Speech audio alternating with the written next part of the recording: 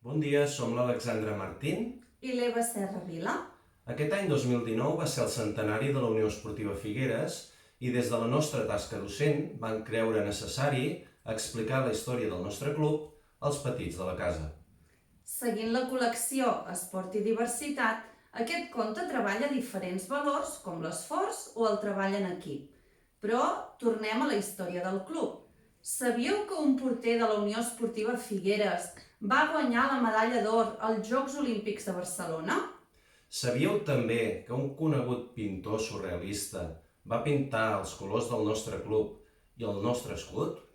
Sabíeu que un entrenador, conegut per haver entrenat el primer equip del Barça, es va formar de ben petit a la Unió Esportiva Figueres, després va seguir la seva formació al camp del Barça i de gran va tornar a jugar amb la Unió Esportiva Figueres?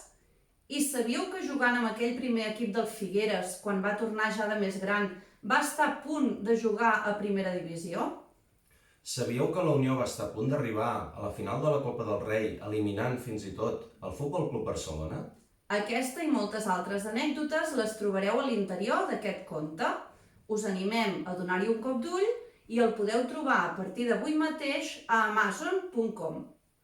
Feliç Sant Jordi! Bona diada a tots i a totes!